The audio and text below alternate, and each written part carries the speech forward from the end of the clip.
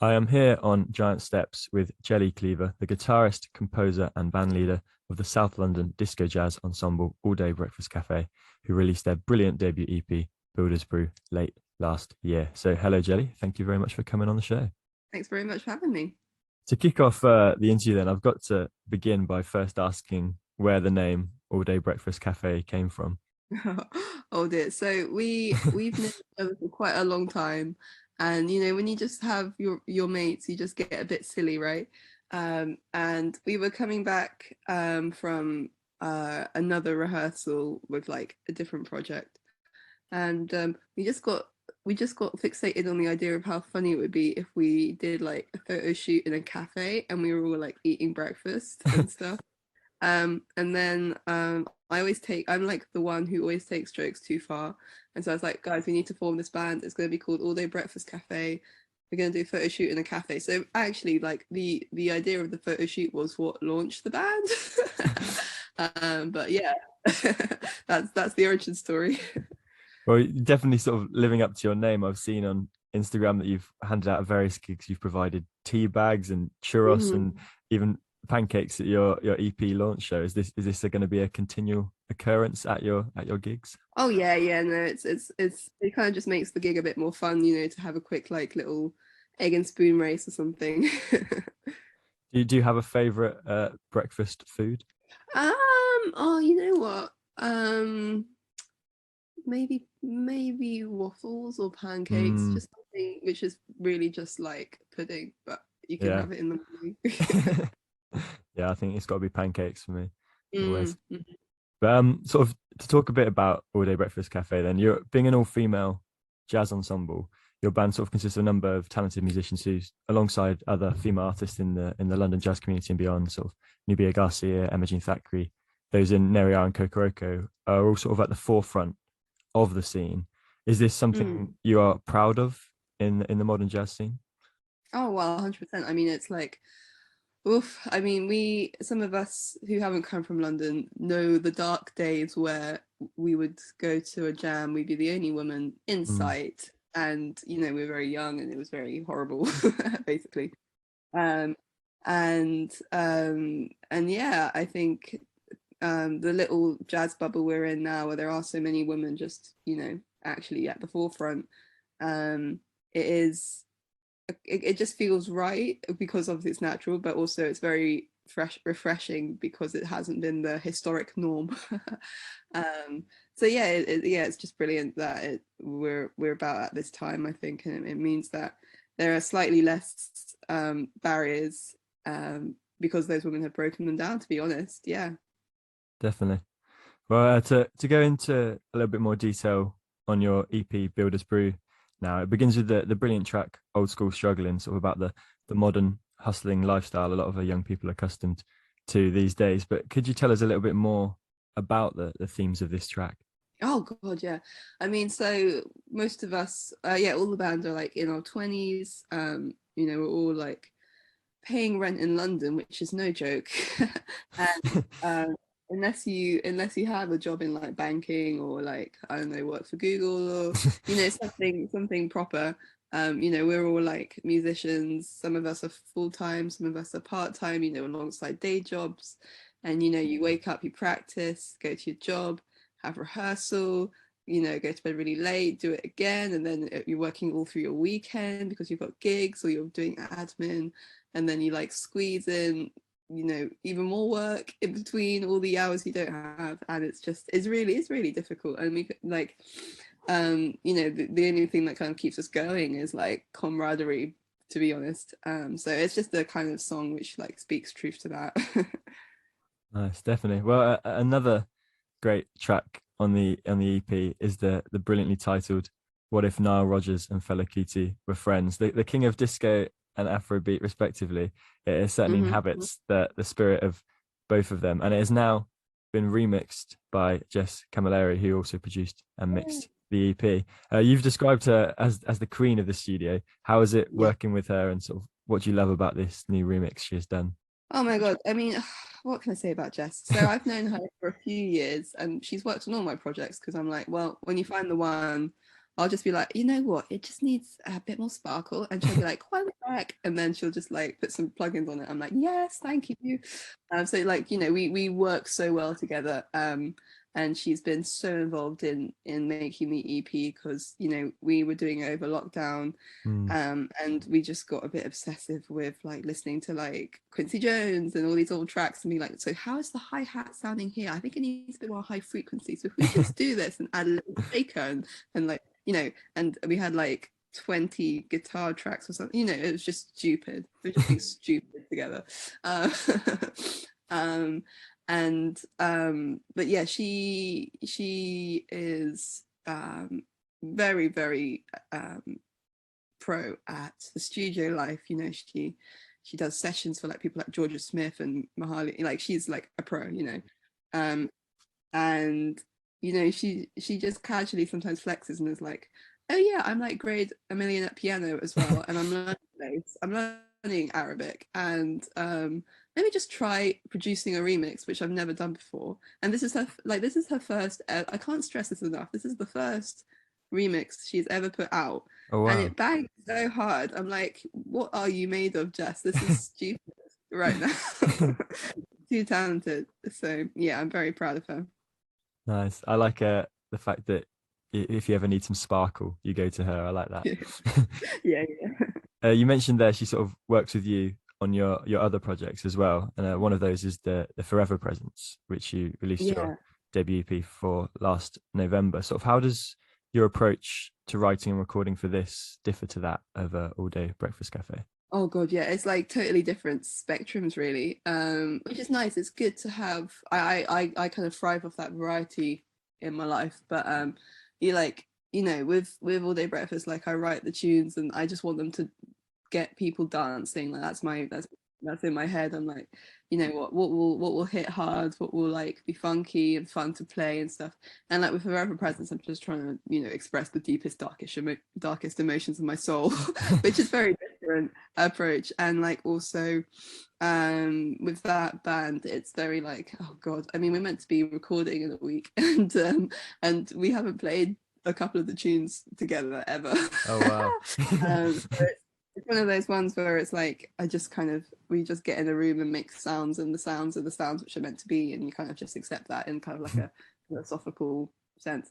Whereas like with All Day Breakfast, you know, we're trying to like emulate the best funk bands which have ever existed, which are like made up of, you know, the best jazz musicians, session musicians, who are just so tight they sound like one kind of thing, you know, like so we rehearse, try and like get that groove, get that sound, and then spend 3 months in the studio, like or like, you know, in production, just adding 1,000 guitars and synths and backing vocals and building it up and up and up and up and just making it super shiny. So it's like the absolute polar ends of what jazz can be, really. That's brilliant. Yeah, I think you definitely achieved both those different approaches very well. But sort of alongside these projects, you also run Jelly Jams, sort of a night at the Windmill in Brixton. Can you tell us a little bit about sort of the origin of this and what a night there usually consists of? Oh yeah, so I mean, I started it quite a few years ago, actually, maybe like 3 or 4 now. And it's just, you know, so I dabble in jazz, well, mostly in jazz, and then I dabble in a bit of like, I don't know, punk, post-punk, rock, indie, whatever you people call it, guitar music, basically. Um, and you know, like I think my approach to the scene and to music in general is quite unique. So what I really wanted to do was find acts which, you know, I'm so inspired by, and like maybe one is a soul act and one is like some kind of weird indie post-punk act, and then just put them together in a lineup. I'm just like, this would be so interesting. Like, what kind of atmosphere would be produced by, you know, those two things which never really go together. You know, you tend to get like a night which is one thing, and also just like you know, I just want to put on my friends, like I see a gig and I'm like, when are you gigging again? Or like, even sometimes, most of the time, it's like people who haven't even ever gigged before, and I'm like, with a certain project, whatever, and I've given like quite a lot of people their first gig, which I'm pretty like proud of. And like honestly, like if if I tell you who I've had, you know, in the early days, and now they're doing really well, I'm like, you know, I'm just like, yeah, well, obviously because they're amazing. But yeah, I kind of just, it was just about kind of supporting the community, giving people their first little gig so they could get used to a new project. And then I brought in the jam element a few years ago because, you know, we chatted about being women on the scene, but there's still a lot of male bastions, and I think the jam is one of the worst because it depends. I'm not saying all jams are like this, but most jams in London are a bit of an ego fest, with men kind of trying to, you know, play each other into the ground or whatever, and it's very bad energy and vibes, I think.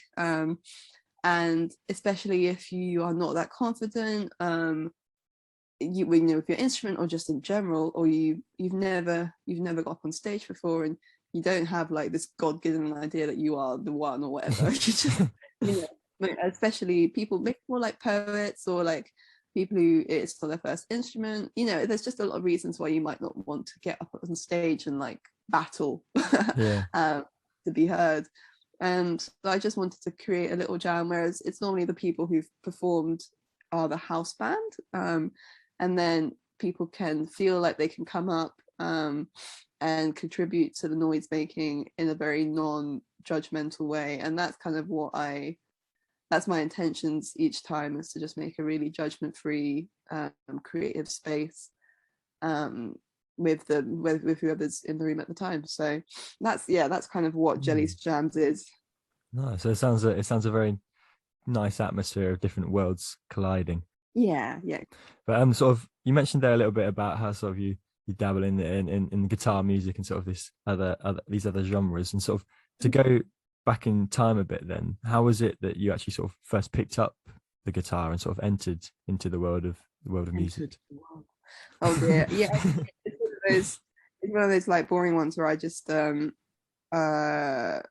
up the guitar when I was about 5 and didn't look back. My dad was a guitar teacher, so there were a lot of parts basically, but he never wanted to teach me because, you know, I guess like with kids, you don't want to be telling them to do stuff because it might kill their love of it, or he just didn't want to be a pushy parent or whatever.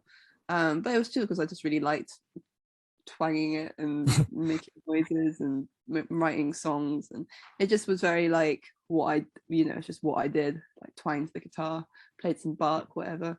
And then I guess, you know, I didn't have many music friends growing up, so, you know, like what I should have done when I was 13 or whatever is formed like a punk band and, you know, lived my life. But I ended up just writing sad songs and learning how to produce and all this stuff on my own, and then was kind of waiting to find my gang, which I guess I did in London. So yeah, it was worth waiting to find the right gang. Yeah. Now, here on Giant Steps, we are being a jazz show. A question I always like to ask guests is, if you had to recommend one jazz track to someone new to the genre, what would it be and why? Ooh, that's a good one, you know. I mean, I'm such a fan of Amy Winehouse, and I mean, she was like one of the biggest artists of like the noughties or whatever. And you know, she was a jazz singer like through and through. So I mean, I think, you know, and when I DJ or whatever and I play Tears Dry on Their Own or something, it just bangs. But then if you're thinking like what like classic jazz, what the people who got me into jazz were people like Nina Simone and Ella Fitzgerald. So